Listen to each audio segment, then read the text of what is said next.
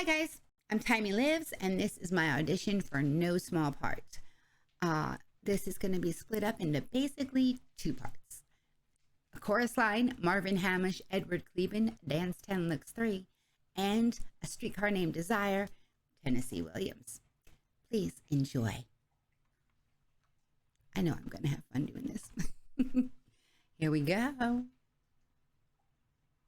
So the day after I turned 18, I kissed folks goodbye, got on the Trailways bus, and headed to the Big Bad Apple. Because I wanted to be a rockette. Oh yeah, let's get one thing straight. You see, I never heard about the Red Shoes. I never saw the Red Shoes.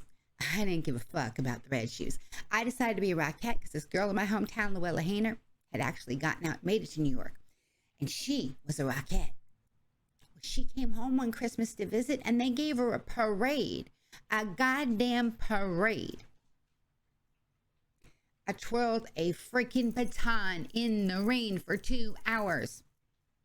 Unfortunately, though, she got knocked up over Christmas. Merry Christmas.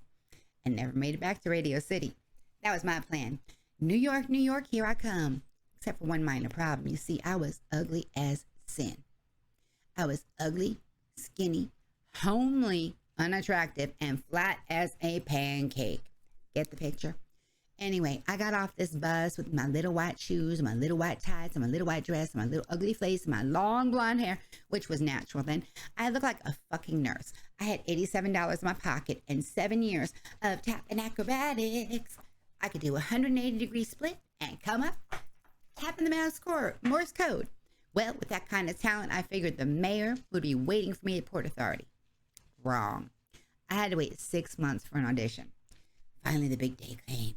I showed up at the music hall with my red patent leather tap shoes, and I did my little tap routine, and the man said to me, "Can you do fan kicks?" Well, sure, I can do fan kicks, but they weren't good enough. Of course, what he was trying to tell me was it was the way I looked, not the fan kicks. So I said, "Fuck you, Radio City and the Rockettes. I'm going to make it on Broadway." Well, Broadway is same story. Every audition, and I mean, I danced rings around the other girls and find myself in the alley with the other rejects.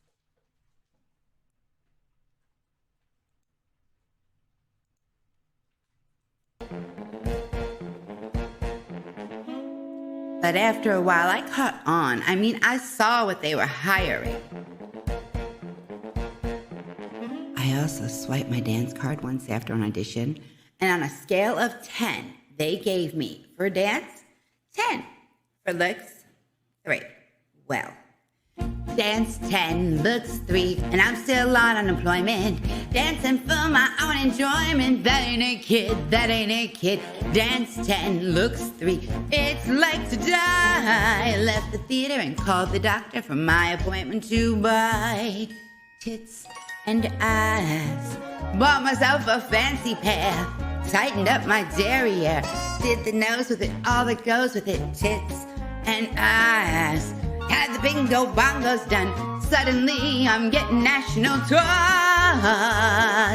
Tits and ass won't get you jobs unless they're yours. Didn't cost a fortune either. Didn't hurt my sex life either. Flat and sassy. I get the strays and losers. Beggars really can't be choosers. That ain't it, kid. That ain't it, kid. Fix the chassis. How do you do? Life turned into an endless medley of G and W. Y, tits and ass. Where the cupboard once was bare. Now you're knocking, someone's there. You got 'em, hey, top to bottom, hey, it's a gas. Just a dash of silicone. Shake your new maracas and you're fine. Tits and ass can change your life. They sure changed mine. Oh, yeah, they saved mine too. And you want to know?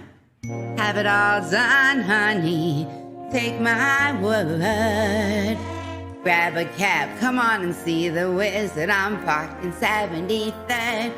For tits and ass, orchestra and balcony. What they want is what you see. Keep the best you do, the rest you pits or class. I've never seen it fail. Debutante or chorus girl, why? Tits and ass, yes, tits and ass have changed my life.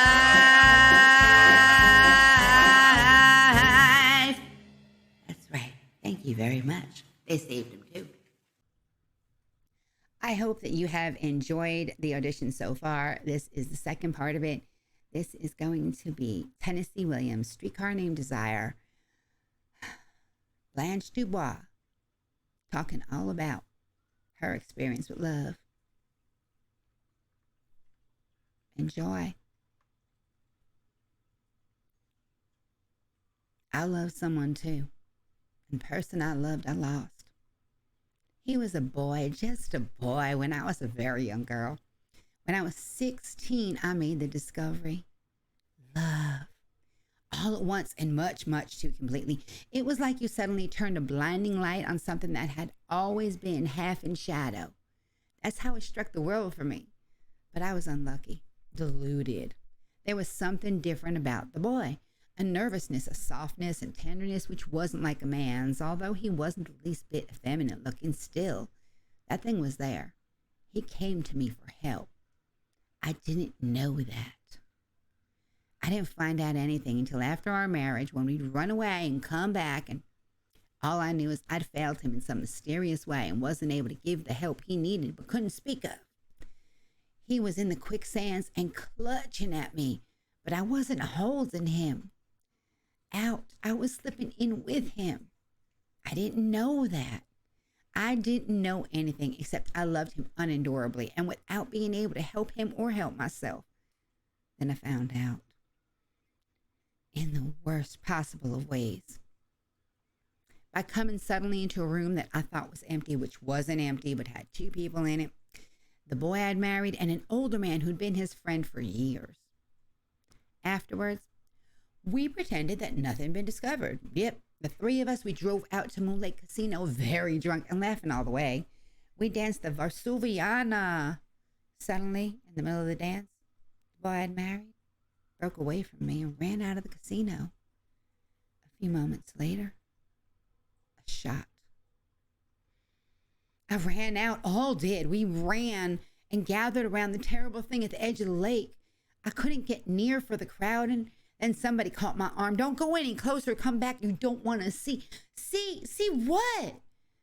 Then I heard the voices say, Alan the gray boy. He'd stuck the revolver in his mouth and fired, so the back of his head, it's been blown away. My Alan.